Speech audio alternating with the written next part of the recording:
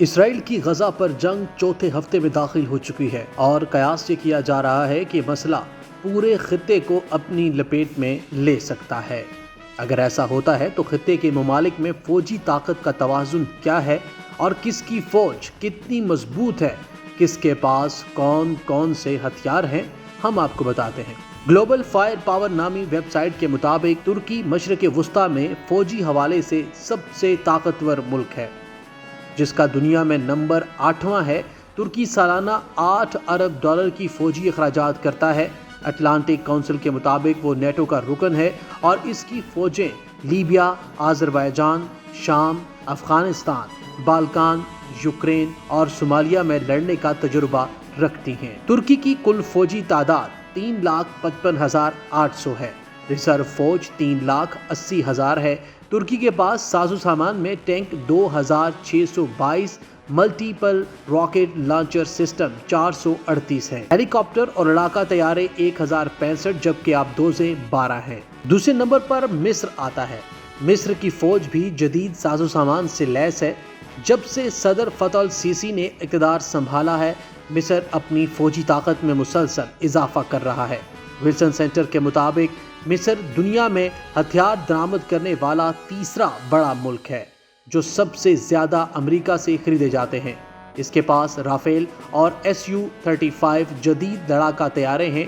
وہ روس، جرمنی اور اٹلی سے $15 ارب کے مزید ہتھیار بھی خرید رہا ہے۔ مصر کی کل فوج 4,38,500 جبکہ ریزرو فوج 4,79,000 ہے۔ مصر کے پاس 4,295 ٹینک جبکہ 1,084 راکٹ پروجیکٹرز ہیں، 1,069 ہیلی کاپٹر اور فوجی طیارے اور 8 آبدوزیں شامل ہیں۔ ناظرین، تیسرا ایران ہے۔ میڈیا ذرائع کے مطابق ترکی، مصر اور ایران تینوں فوجی حوالوں سے اسرائیل سے زیادہ مضبوط ممالک ہیں۔ امریکہ کے ڈپارٹمنٹ آف ڈیفنس کے مطابق ایرانی فوج اپنی 3 صلاحیتوں پر انحصار کرتی ہے۔ ایک، اس کے پاس بیلسٹک میزائل ہیں جو 2,000 کلومیٹر تک مار کرنے کی صلاحیت رکھتے ہیں۔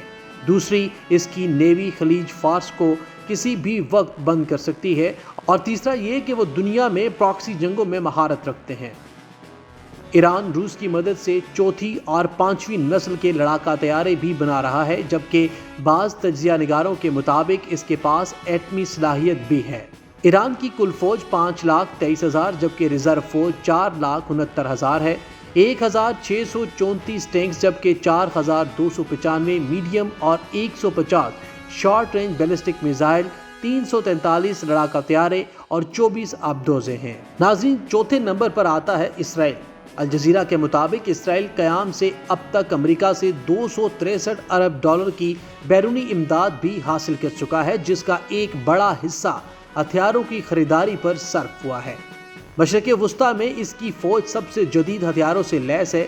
اسٹاک ہوم ریسرچ انسٹی ٹیوٹ کے مطابق اسرائیل فی کس آمدنی کے حوالے سے دنیا میں ہتھیاروں کی خریداری میں دوسرے نمبر پر ہے۔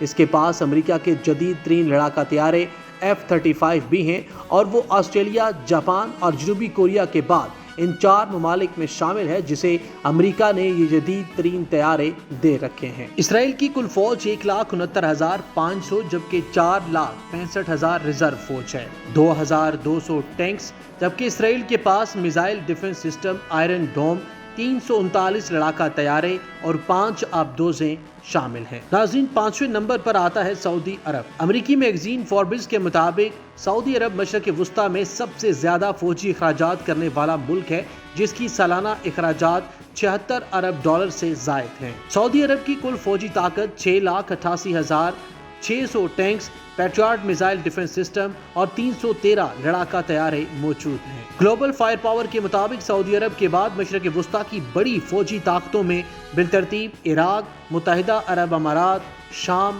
قطر اور یمن شامل ہیں، جبکہ دوسری جانب دیکھیں تو پاکستان مسلم ممالک میں واحد ملک ہے جس کے پاس ایٹمی ہتھیار ہیں۔ ایٹمی ہتھیاروں کے خلاف کام کرنے والی عالمی تنظیم آئیکین کے مطابق پاکستان کے پاس 170 وار ہیڈز جبکہ اسرائیل کے پاس صرف 90 وار ہیڈز ہیں۔ پاکستان ماضی میں اپنے میزائل تجربات کی رینج میں تل ابیب کو بھی دکھاتا رہا ہے۔ پاکستان گلوبل فائر پاور کے حوالے سے دنیا کا 7واں طاقتور ترین ملک ہے، جبکہ اسرائیل اس فہرست میں 18ویں نمبر پر موجود ہے۔ مشرق وسطیٰ اور شمالی افریقہ کے ممالک میں پاکستان کو گلوبل فائر پاور انڈیکس میں سب سے زیادہ طاقتور ملک قرار دیا گیا ہے اور ترکی یہاں دوسرے نمبر پر ہے۔